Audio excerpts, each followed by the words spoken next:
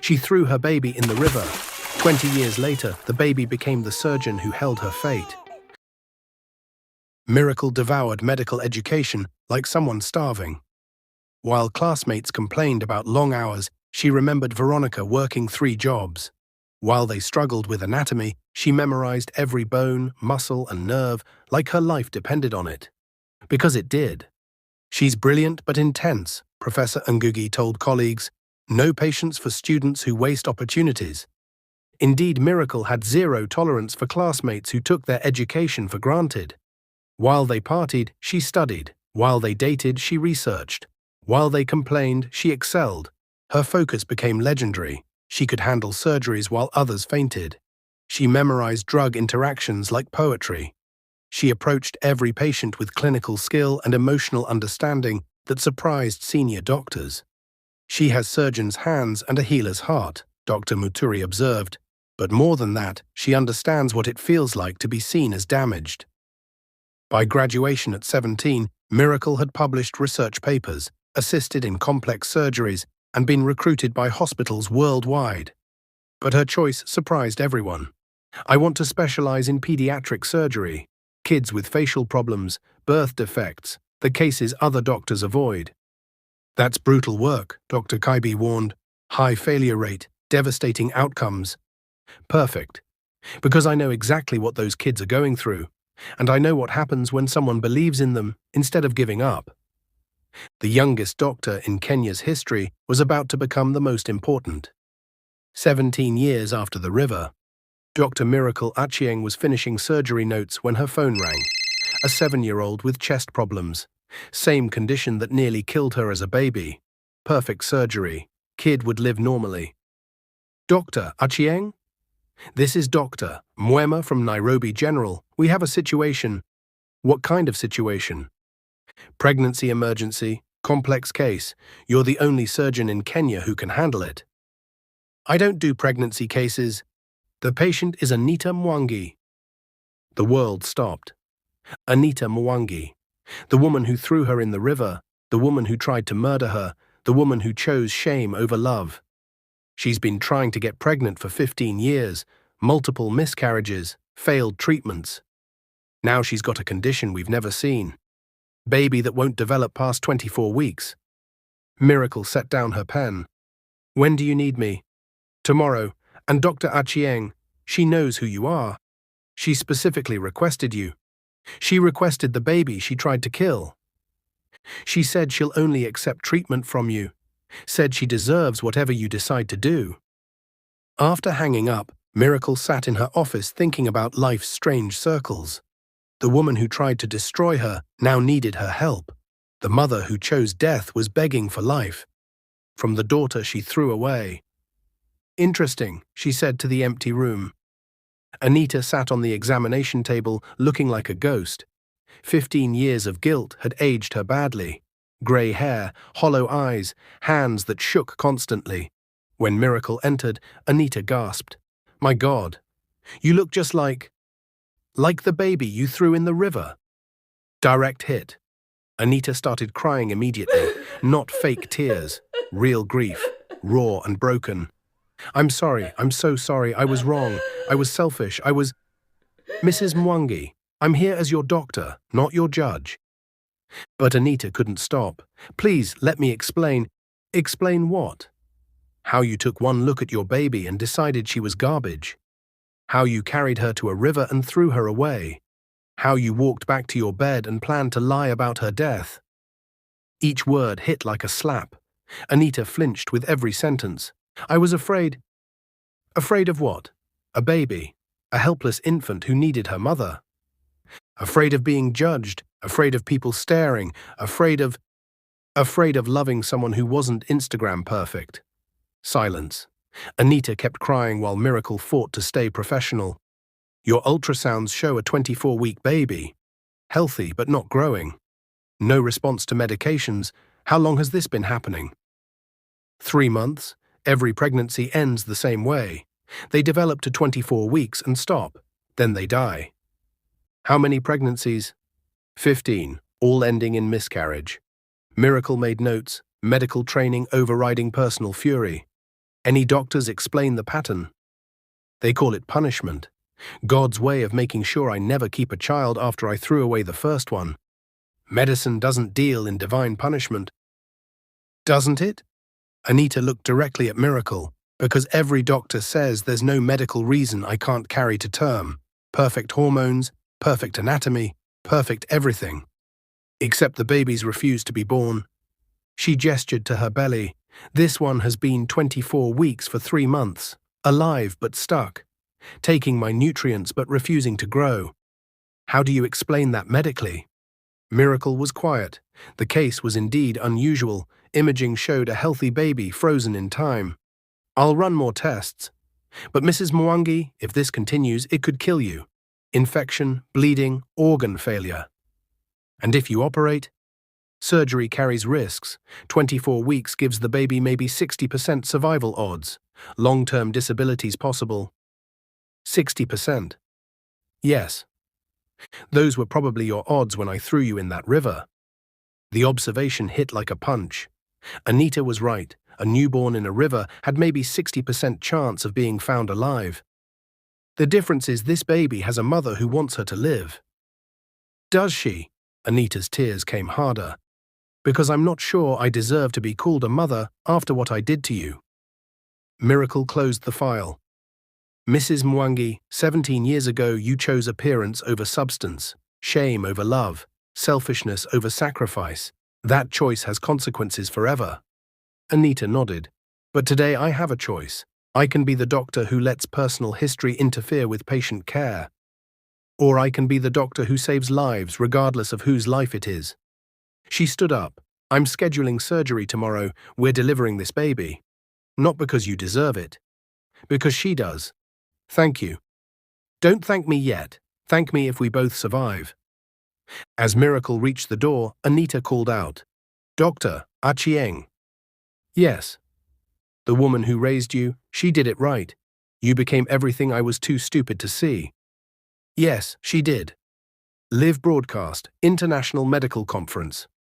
Ladies and gentlemen, we're broadcasting live from Nairobi General Hospital, where Dr. Miracle Achieng, the famous river baby, is about to perform surgery on her biological mother.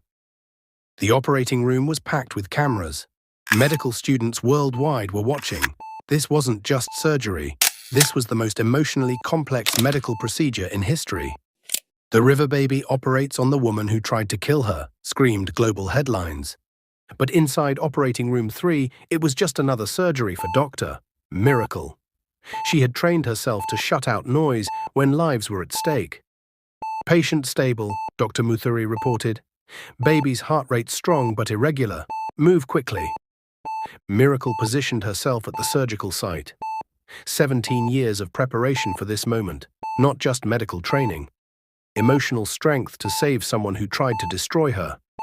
Scalpel. The incision was perfect, precise, professional. But as she worked toward the uterus, something unusual appeared on monitors. Dr. Achieng, her assistant, said, baby positioning is extraordinary. The baby was curled in what looked like a protective posture. Like she'd been waiting for this exact moment. It's like she's been holding on, the assistant observed. Or waiting for someone, Miracle murmured.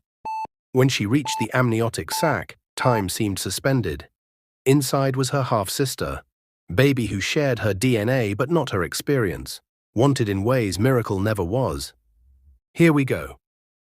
The sac opened. The baby unfolded like a flower in sunlight, tiny but perfect, breathing, staring up with eyes that were hauntingly familiar.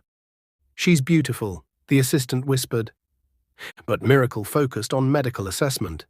The baby was small, breathing, labored. Facial features showed the same differences that made Miracle's infancy challenging. Wide eyes, delicate bone structure, chest cavity that would need surgical intervention. Heart rate strong but breathing weak. NICU immediately. As the team prepared to take the baby to intensive care, something unexpected happened. The infant began to cry. Not weak mewling, strong, clear sound that filled the operating room with life. Miracle held her half-sister for the first time, understanding something profound about life's circles. This baby, born from the same womb, would face the same challenges Miracle had: the stares, the whispers, the medical procedures. But she was getting the chance Miracle was denied. To be immediately loved, immediately wanted, immediately fought for. The same condition, different mother, different outcome. Take her to NICU, full monitoring, call cardiology for complete workup. As the team rushed the baby out, Miracle turned back to Anita, who was bleeding badly. Blood pressure dropping. She's bleeding out. For 30 minutes, Miracle fought to save the woman who tried to end her life. Every ounce of skill, every bit of control. She had to save her birth mother so that mother could raise the sister Miracle would never really know. Bleeding controlled, patient stable.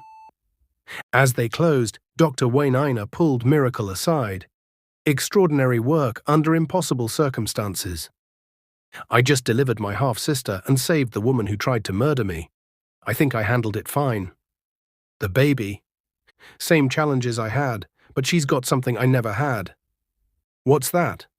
A mother who wants her. Recovery room. 3 hours later, Anita woke up asking for photos of her daughter. When she saw them, tears flooded her face. She looks just like you did. Same eyes, same delicate features, same uniqueness. Yes. Will she be okay? Too early to tell. She'll need surgery, multiple surgeries, specialized care. It won't be easy. Will you be her doctor? The question hung in the air. Miracle had expected it. Mrs. Mwangi, it would be better if she had a surgeon without personal connections. Please. Anita's voice broke. Don't let my mistakes hurt her. Don't let my past deny her the best care. There are other qualified surgeons. Are there? Are there surgeons who were born with her conditions? Who understand what it feels like to look different? Who can tell her from experience that being broken doesn't mean staying broken?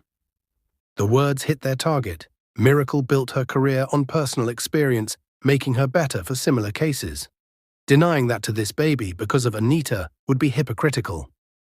I'll oversee her care, but boundaries are clear. I'm her doctor, not her sister. You're my patient's mother, not my mother.